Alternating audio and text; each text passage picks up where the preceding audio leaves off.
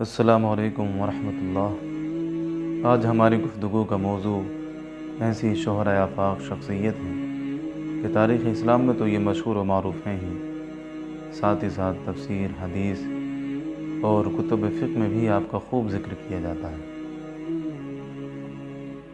یہ وہ صحابی رسول ہیں کہ جنہوں نے درویشی اور فقیری کے ساتھ اپنی زندگی کو جنگل کے اندر بسر کیا، توکل اور قناعت کو اس طرح اختیار کیا کہ آپ زمانے کے لیے مثال بن گئے۔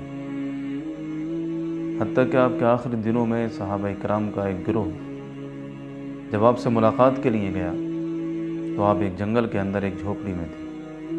انہوں نے دیکھا کہ آپ کے پاس کوئی ساز و سامان نہیں سوائے اس کے کہ آپ کا عصا تھا اور ایک لوٹا تھا اور پیالہ تھا۔ تو انہوں نے پوچھا، آپ کا سامان کہاں ہے؟ آپ نے فرمایا، یہی میرا سامان ہے۔ کہ تم نے حضور کی حدیث نہیں سنی؟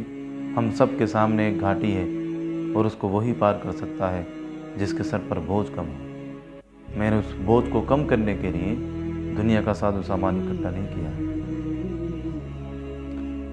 ان صحابی رسول کو ہم حضرت ابو ذر غفاری رضی اللہ تعالیٰ عنہ کے نام سے جانتے ہیں۔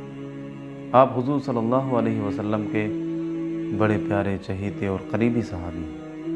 حالانکہ اسلام لانے سے پہلے آپ غفار کے اندر ایک گمنامی والی زندگی گزارتے تھے۔ اونٹ چراتے تھے، بکری چراتے تھے، آپ کو کوئی نہیں جانتا تھا، آپ کسی کو نہیں جانتے تھے، تجارت کے لیے سفر نہیں کرتے تھے، دوسرے ممالک سے آپ کا آنا جانا نہیں تھا۔ لیکن اللہ تبارک و تعالی جب کسی کے دل تک ایمان کا نور پہنچانا چاہتا ہے تو چاہے وہ بیابان میں رہتا ہو، جنگل میں رہتا ہو، صحرا میں رہتا ہو، پہاڑوں میں رہتا ہو، اللہ تبارک و تعالی اس کے دل تک ایمان کی روشنی پہنچا دیتا ہے۔ آپ نے کچھ لوگوں سے خبر سنی کہ مکہ کے اندر ایک شخص ہے جو یہ دعویٰ کرتا ہے کہ میں نبی ہوں۔ آپ نے اس کی تحقیق کے لیے اپنے بھائی کو مکہ شریف بھیجا، لیکن اس وقت ماحول ایسا تھا کہ حضور کے بارے میں کوئی زیادہ پوچھ نہیں سکتا تھا، تو وہ اتنی ہی خبر لے کر واپس لوٹے کہ ہاں ایک شخص ہے جو یہ دعویٰ کرتا ہے کہ وہ نبی ہے اور ایک خدا کی طرف بلاتا ہے۔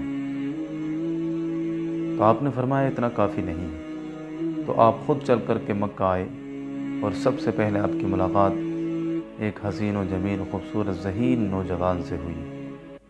یہ نوجوان کون تھا؟ حضرت علی کرم اللہ وجہہ۔ حضرت علی کو آپ نے سارا ماجرا بتایا تو حضرت علی نے فرمایا، ٹھیک ہے تم میرے پیچھے چلنا، اور جب وہ میرے سامنے آ جائیں تو میں نام لے کر آپ کو نہیں بتاؤں گا اور نہ ہی اشارہ کر کے بتاؤں گا، کیونکہ یہاں کی فضا ہمارے مخالف ہے، یہاں کا ماحول ہمارے مخالف ہے۔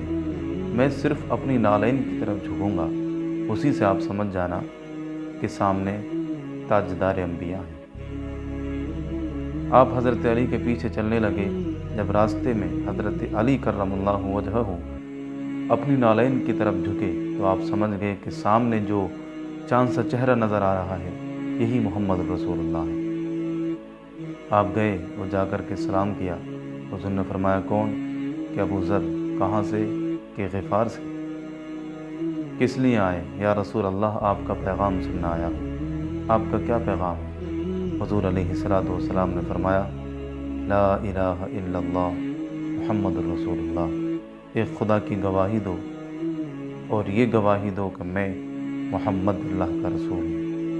اس کے بعد حضرت ابو ذر کلمہ پڑھ کر مشرف اسلام ہوئے اور حضور علیہ الصلوۃ والسلام نے فرمایا، ابو ذر تم اپنے قبیلے کے پاس جاؤ، وہاں جا کر توحید و رسالت کا پیغام ان تک پہنچانا، لیکن مخالفین میں اپنے ایمان کا اظہار مت کرنا۔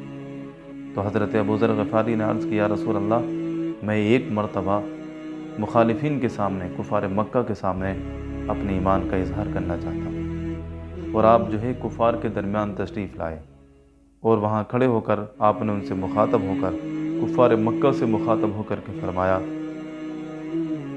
آپ کا ایک ڈائیلاگ تھا جس کو آپ اکثر بولتے تھے، من عرفنی فقد عرفنی ومن لم یعرفنی فانا ابو ذر، کہ جس نے مجھ کو جانا تو جانا اور جس نے نہیں جانا تو وہ آپ جان لے کہ میں ابو ذر غفاری ہوں۔ پھر آپ نے فرمایا، بدبختو تم اتنے قریب رہ کر بھی گمراہی کے اندھیرے میں بھٹک رہے ہو، دیکھو محمد رسول اللہ کا نور میرے قبیلے تک پہنچ گیا ہے۔ آپ کا یہ کہنا تھا کہ کفار چاروں طرف سے آپ پر حملہ آور ہو گئے اور کسی نے ڈنڈے مارے، کسی نے پتھر مارے، حتیٰ کہ آپ کے جسم کو لہو لہان کر دیا، زخمی کر دیا۔ حضرت عباس نے آپ کو آ کر کے بچایا۔ آپ حضرت ابو ذر رضی اللہ تعالیٰ عنہ کی صداقت اور ان کی حق گوئی کی جرأت دیکھی۔ مسلسل 3 دن تک آپ یوں ہی اعلان کرتے رہے، ان کے درمیان آتے رہے، وہ آپ کو پتھر مارتے، آپ زخمی ہو جاتے، خون بہتا، لیکن مسلسل 3 دن تک آپ نے یوں ہی کیا اور زمانے کو یہ پیغام دے دیا کہ صداقت اور حق گوئی کا درس سیکھنا ہو تو کوئی ابو ذر رضی اللہ تعالیٰ عنہ سے سیکھے۔